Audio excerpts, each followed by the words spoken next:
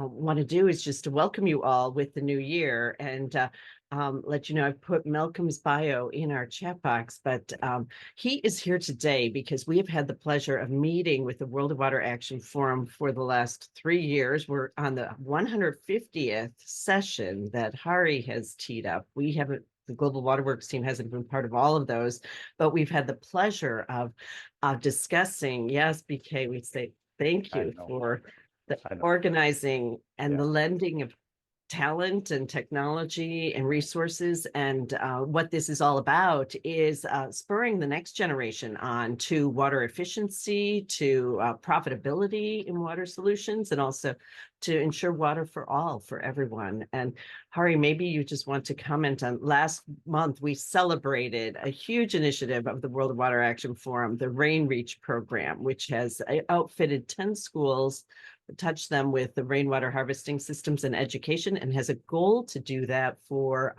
50 schools in 2024. And so I'm putting in the chat just a simple link that you can use if you'd like to contribute to that group, or if you would like to learn more. We'll have a video that we'll share after Malcolm's presentation, and just look forward to your all learning more about RainReach and the benefits it has to schools. But Hari, any comments on that? Very gracious of you, Mary. First, I must thank a whole lot of people here for having made these 150 sessions happen, with probably 155 or 160 leaders like Malcolm who have spoken from across the globe, from Ukraine to Eastern Europe, some parts that Mary brought in some people from Australia, from Africa, from, of course, the United States to India. And it's been a wonderful journey of learning. I have particularly people like Dr. Raval, of course, Mary and Frank, and Dr. Raj, who I don't know if he's here, he's not yet joined today, to thank. And I also have people like Santana Gopal, for instance, who has been another leader who brings in perspectives, enlivens conversations, and so on.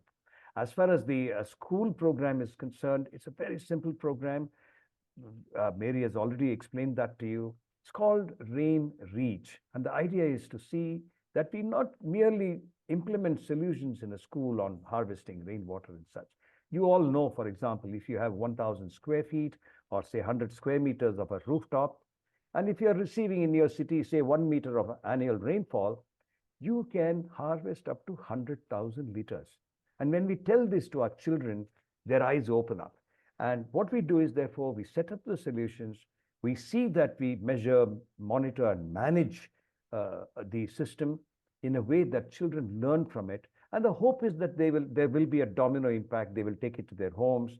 They will take it to other buildings in the neighborhood of the schools. We are finished. We are now working on 10 schools. People like our Vijay Kanda, who is here, are actually leading the execution of it. And there is another 10 schools we are adding in this quarter of January, February, March. And we are hoping, inshallah, that we will be able to, get more support, as Mary said, in a way that we can take it to 50 schools in 50 weeks in 2024. Over to you, Mary. Just a minute. Yeah. What is the expenditure you have assigned for each school? Mary? Well, sorry, I didn't hear the question. Approximately, the cost. We wanted to know what is the cost per school, Mary. May I respond, or will you want to respond to that?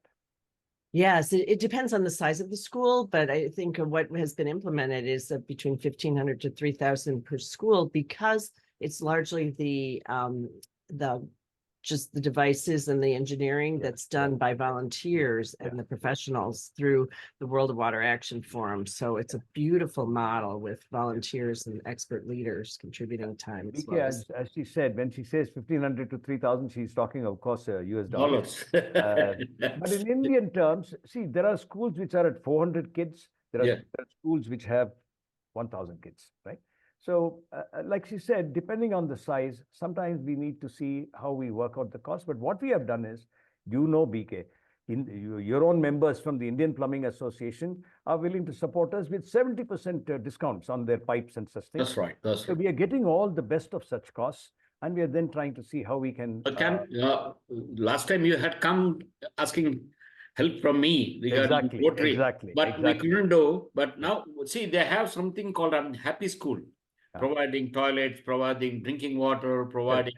So we can introduce even this as an additional thing. Oh, wonderful. Mhm.